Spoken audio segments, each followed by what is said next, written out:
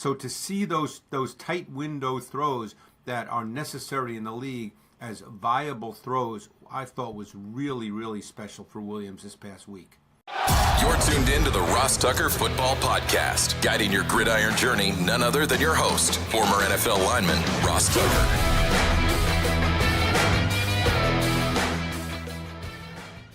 Oh, yeah, it is. But it's not just any Ross Tucker Football Podcast. That's because it is a Wisdom Wednesday, presented, of course, by DraftKings. A little bit of a change up on you guys. We like to keep you on your toes. Every once in a while, we'll put feeds from other shows here on the Ross Tucker Football Podcast feed because we want you guys to check them out. Or we'll put this feed on some of the other shows, Even Money, College Draft, Fantasy Feast. Love when you check out the other shows, whether it's the audio version or youtube.com/Ross Tucker NFL. But with 3 games on Thanksgiving Thursday, we decided to get the wisdom from the civilian GOAT, Greg Cosell, today. Tomorrow, we'll actually have a special interview with Kyle Long on Thanksgiving, talking about what Thanksgiving was always like for the Long family. Can you imagine the food, the football, the backyard games? Incredible. But we got to get into the Thanksgiving Day games, and we got to get into some of the other big games this weekend. We do it every week. He is the best in the business. You can and should check him out on social media at Greg Cosell. And he's actually presented today by Labatt Blue Light. Hopefully a lot of you have stocked up on Labatt Blue Light for this epic holiday weekend. Drink those with family, with friends. Live life to the power of we. Always enjoy responsibly. Beer, Labatt USA, Buffalo, New York. It's Big Show time. The Big Show. Okay, Greg, let's dive into some of these games. Let's start with the Bears and the Lions. Looks like Caleb Williams has looked better the last couple weeks. The Lions, I think I was most impressed with how they played defensively against the Colts, given, they lose Hutchinson, they lose Anzalone, and it still seems like they're getting better on that side of the ball. Yeah, I'd love to talk about Caleb Williams if you're okay with that. Yeah. I thought that this particular week, there's certain, when I watch quarterbacks and evaluate quarterbacks coming out of college, and sometimes it's difficult because you don't necessarily see the kinds of throws that they may have to make at the next level, because as you know, you do college games. The college game is different, particularly with the pass game, because of the hash marks. So you don't necessarily see a lot of tight window throws between the numbers, between the hashes in the college game, because the college game isn't really, the symmetry of the game is different because of the hash marks. But in the NFL, to be a high-level passer, again, there's different kinds of quarterbacks who can be successful multiple ways. But to be a high-level passer, you've got to be able to drive the ball and make tight window throws. That's one thing Bo Nix has shown the ability to do well this year. And we saw that from Caleb Williams last week, and it was really impressive watching his tape, Ross. I mean, he made tight window throws against zone coverage. And to me, it's not the fact that he's capable of making them, because the kid has a hose. There's no question about that. He can throw the ball beautifully. It comes out of his hand as well as anybody. But the fact that he saw those throws as viable throws, that's the key thing. A lot of quarterbacks, as you know, because you do college games, they don't see those throws when they get to the NFL as viable throws because they've never really had to make those kinds of throws. So to see those tight window throws that are necessary in the league as viable throws, I thought was really, really special for Williams this past week. Did he do it at USC?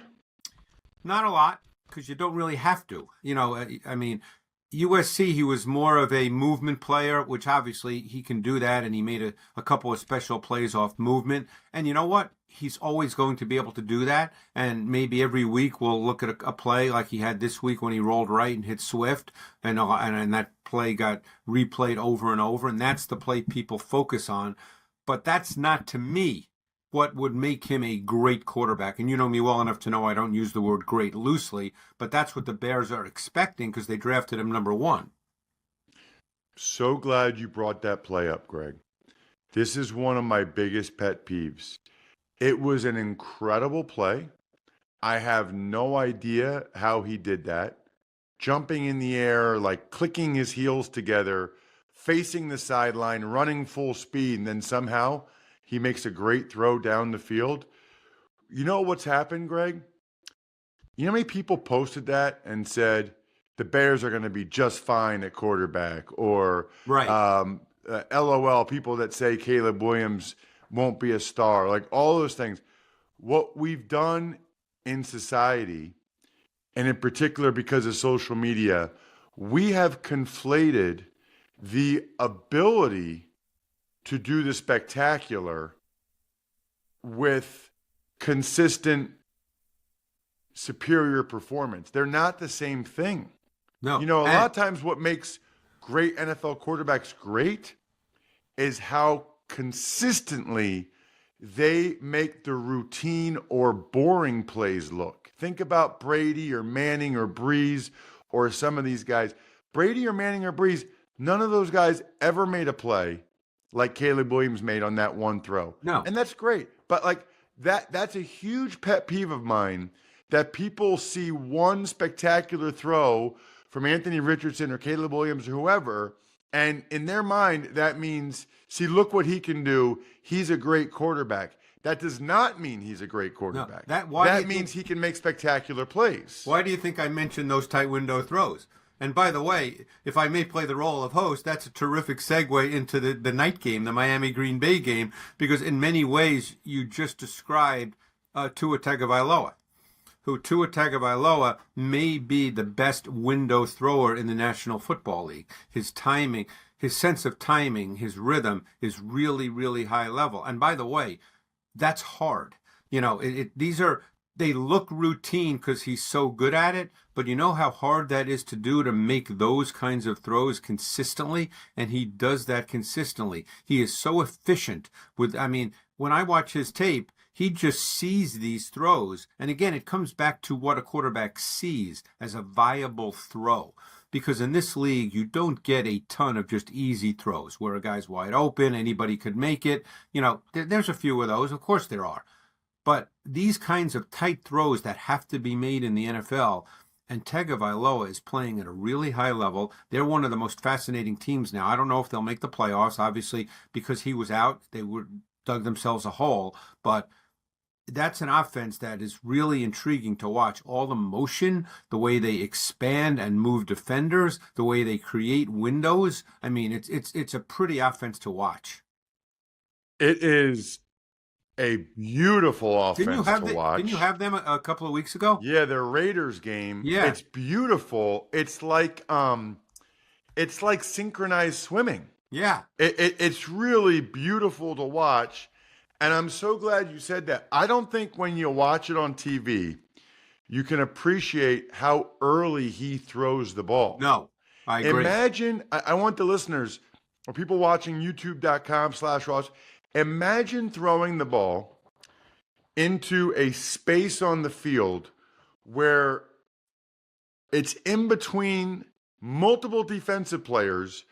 Your guy is not even close to being there yet. Right. And you're putting an incredible level of confidence that he's going to do exactly what he's supposed to do, and he's going to be there when it's time to be there. And if you watch it like from the end zone sometimes, it is spectacular. I mean, nobody, like no high school kid would ever make that throw. It's funny. It's funny you say it watching from the end zone, because very often you see him start to deliver the ball and the receiver's not even in the picture. That's what you see from the end zone shot. The receiver's not even in the picture, and he started his delivery. You know what it tells me, Greg?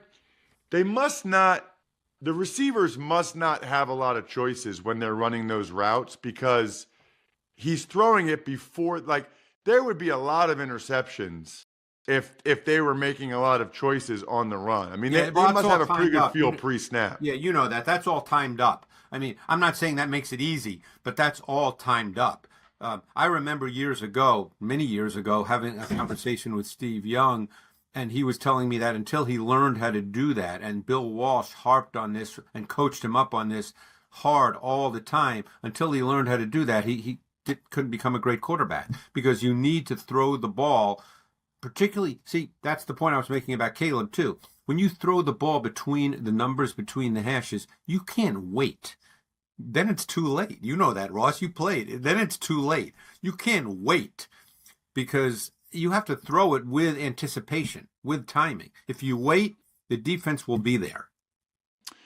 That's going to be a fun one. Although it looks like there might be a lot of weather for that one, and very What are they cold. saying? Could there be snow?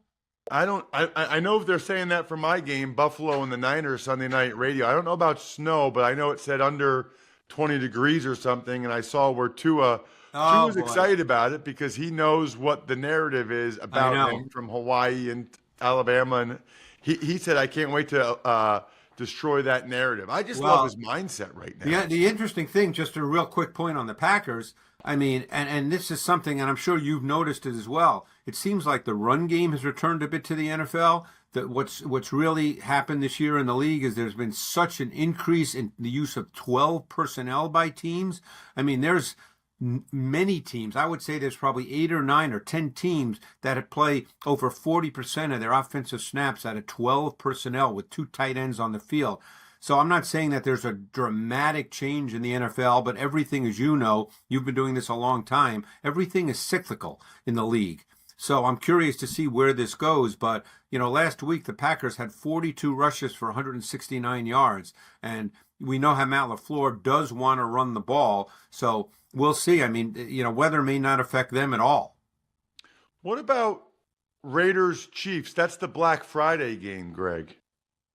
Yeah, the Chiefs, I think that Mahomes has looked a lot more comfortable these last couple of weeks. He's getting back into being, in a groove from the pocket through making throws. He can always make special plays. It's funny what we talked about with Caleb Williams. Mahomes has always been able to do that, but he's always been able, in the context of Andy Reid's offense, when necessary, to be able to make special throws from the pocket. He gets the ball out quick. That's the other interesting thing I think that people lose sight of with Mahomes, Ross, and I don't know if you've done any Chiefs games this year, but when that offense is working, he gets the ball out quick, even though a lot of those throws are under 10 yards, which has really become more of his MO than deep throws. He just gets the ball out, and therefore they sustain offense.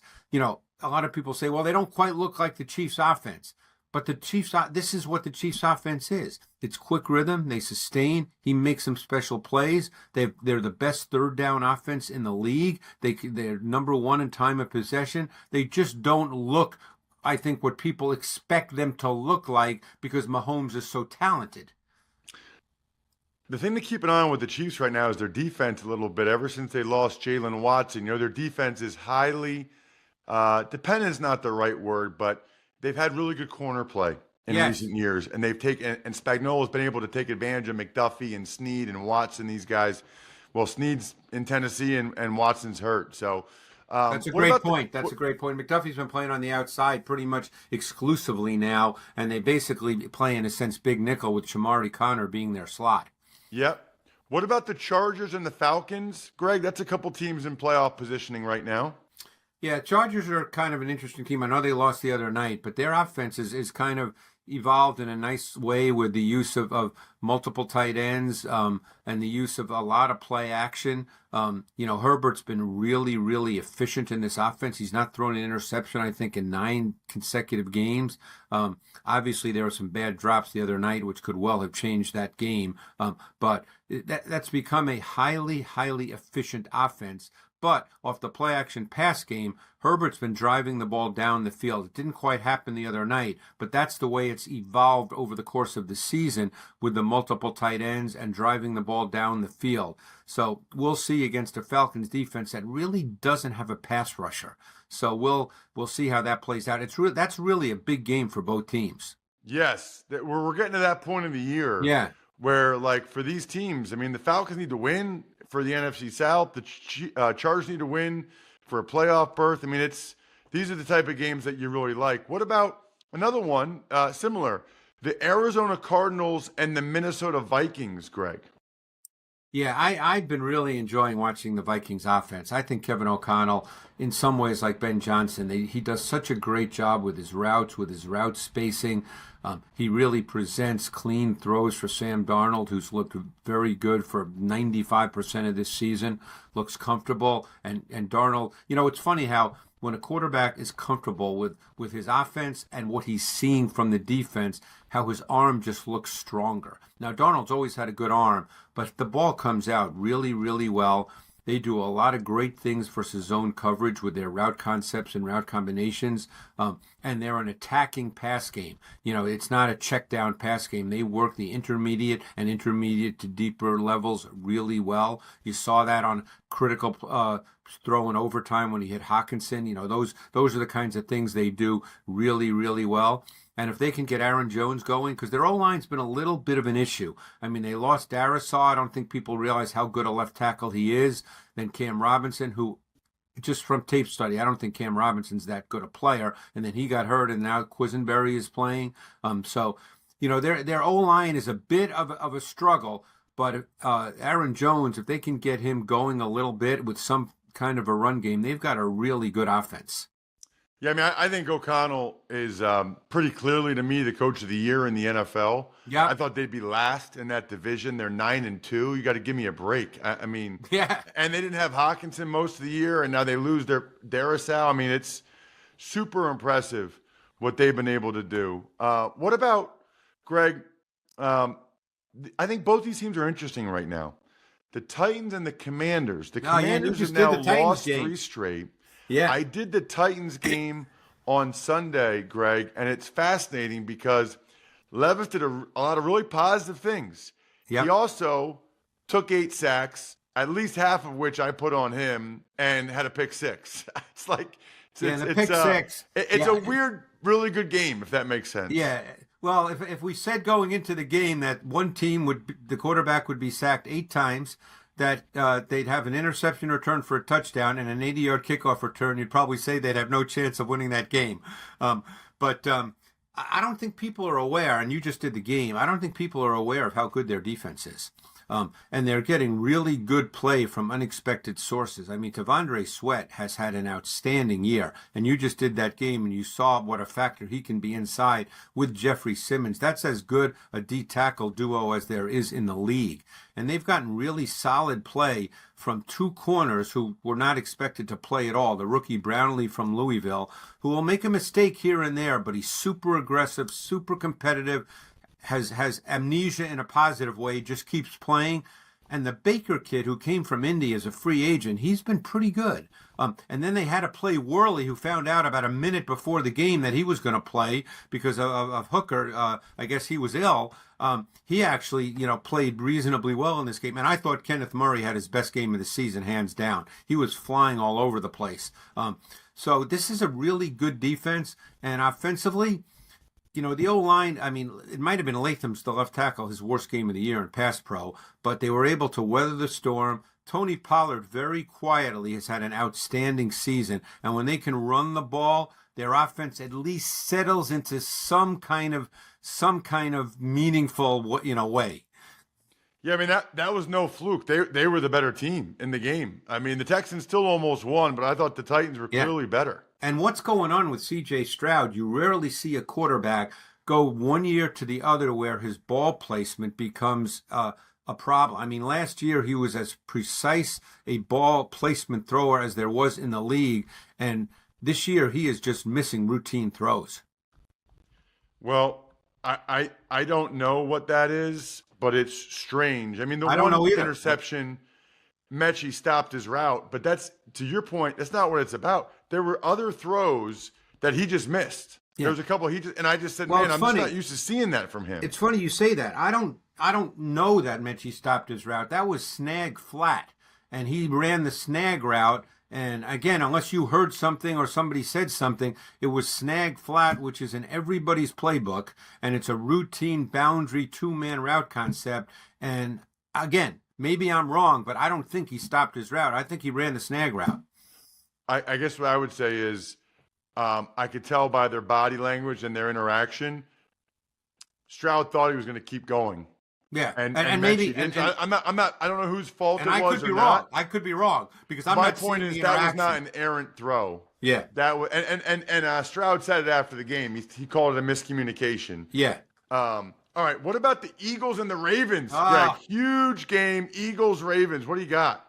Well, what you have here is in a league where everybody says passing is it's all about passing. You got two teams that everything starts with the run game. You got two backs here in Henry and Barkley, who both have over 1,300 yards. Henry, 64% of his carries have come out of either 21 or 22 personnel with Ricard on the field, which makes for a fascinating matchup, Ross, because the Eagles have become a 90% nickel defense since Cooper DeJean has become the slot corner, and their defense has been really good, and he's been a major part of it. But the question is, will they play that way? Or if you think back to the New Orleans game week 2, when they played 5-man fronts and 6-man fronts to play against Alvin Kamara and stopped him, will they go back to that route against Derrick Henry? That to me is one of the most fascinating elements of this game. I certainly don't know the answer to that, but I think I'm very anxious to see because, Henry runs out of base personnel with a fullback on the field. Such a terrific point. The Eagles want to be in nickel defense. Will they do it against two-back? Will they do it against 22 personnel? Will they stay in nickel? That is fantastic. Last thing, Greg, my game Sunday night radio. Niners-Bills. What do you got? Well, I guess we don't know who the quarterback's going to be for the Niners, but last week with Brandon Allen, everything about the Niner offense was different. Much less formation variation, much less motion. Everything about who they are was different. And now, if Allen is the guy and takes all the number one reps, then maybe they go back, maybe with him being a little more experienced, they go back to being who they are. But last week did not look like the Niner offense. And the bottom line was the Niners last week, their O-line and D-line were handled on both sides of the ball. The Packers looked like the quicker, faster, stronger team on both sides of the ball. Check him out on social media. He is the man. Love when we get him. Usually it's a Thursday. This week it was a Wisdom Wednesday at Greg Cosell. Thank you, Greg. Thanks, Ross. Have a great holiday. Greg is absolutely amazing. You know what else is amazing? I'm getting 2 new doors today. Thanks to my dudes over at westshorehome.com/Ross. Listen, they've done 2 showers before. They did the front door. So now we're doing the side garage door and my detached garage door where I have like my studio and everything. At a minimum, just go to westshorehome.com/Ross to see the before and after the pictures, right? Like the proof is in the pudding. Right now, not only can you guys get free installation, plus 18 months, no interest, no payments, they're still guaranteeing install by Christmas or it's free. But this Friday and Saturday, if you have West Shore Home out, they're giving an exclusive in-home discount. Largest savings they've offered this year. It's only this Friday and Saturday. You have to go to westshorehome.com/Ross. You're going to be home anyway. Why don't you get the no obligation quote today? westshorehome.com/Ross. My friends at Smirnoff know there's no I in football. It's a we thing. Best enjoyed together. Good drinks, good folks. Smirnoff's the world's #1 vodka, an official vodka partner of the NFL.